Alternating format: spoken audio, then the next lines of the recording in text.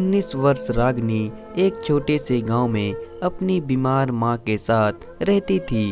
रागनी के पिता को शराब पीने की लत पड़ चुकी थी, जिसकी वजह से वह असमय ही काल के गाल में समा गया था। इस सदमे में रागनी की मां माला की तबीयत खराब होने लगी थी।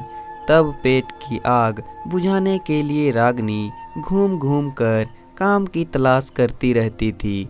कभी उसे कोई खेत का काम दे देता था तो कभी घर का काम बता देता था। ऐसे ही एक दिन रागनी किसी के खेत पर घास काटने का काम कर रही थी। तभी जीप में बैठकर बड़े साहब उधर से गुजर रहे थे।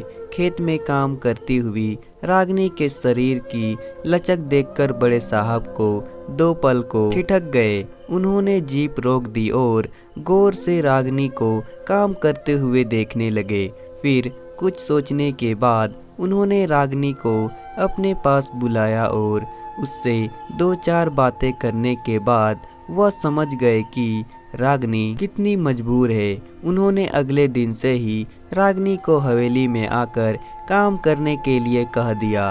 अगले दिन से रागनी हवेली में झाड़ू पोछा का काम करने के लिए जाने लगी। रागनी बहुत खुश हो गई कि उसे अब एक पक्का काम मिल चुका है। अब वह अपनी माँ का इलाज भी करवा सकती थी। लेकिन काम करते हुए रागनी मालकिन से सहमी रहती, क्योंकि उन्होंने पहले दिन से उसे आदेश दे दिया था कि झाड़ू पोछा के अलावा वह ना तो घर की रसोई में जाएगी और ना ही घर के किसी और सामान को हाथ लगाएगी, क्योंकि वह अछूत रागनी भी अपनी हद जानती थी। इसलिए सर झुकाकर काम में जुट गई। इधर बड़े साहब की नज़र तो उसके तन पर थी। एक दिन मालकिन मंदिर गई हुई थी। हवेली में और कोई नहीं था। बड़े साहब के भीतर का शैतान जाग गया और फिर उसने पीछे से आकर रागनी को अपनी मजबूत भुजाओं से जकड़ लिया। अचानक हुए इस प्रकार की हरकत से रागनी घबरा गई। वह बड़े साहब की पकड़ से छूटने के लिए छटपटाने लगी, लेकिन बड़े साहब की पकड़ और भी मजबूत होती गई। वह उसे अपने बिस्तर तक ले गए और बिस्तर पर पटक कर उसके साथ मनमानी करने लगे। रागनी रोते हुए कहने लगी, बड़े साहब, मालकिन तो मुझे अछूत कहती है, फिर आप मेरे साथ यह सब क्यों कर रहे हो? उस समय बड़े साहब कुछ भी कहने सुनने की अवस्था में नहीं थे। रागनी चीखती चिल्लाती रही, लेकिन उसे बचाने वाला वहाँ कोई ना था। आधे घंटे के बाद जब बड़े साहब संतुष्ट हो गए, कमरे से बाहर निकले तो रागनी मृत अवस्था में फर्श पर पड़ी हुई थी।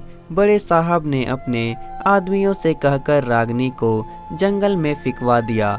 आज एक और मासूम हैवानियत का शिकार हो चुकी थी। रागनी जैसी ना जाने कितनी लड़कियों को अछूत कहकर उनके साथ भेदभाव किया जाता है, लेकिन उनके तन को रोनते समय कोई भी उन्हें अछूत नहीं समझता है। बड़े साहब तो कुकर्म करने के बाद शराफत की जिंदगी जीने लगे थे, लेकिन कुछ दिनों के बाद उन्हें दौरे पड़ने लगे थे। उन्हें जगह जगह रागनी दिखाई देती थी।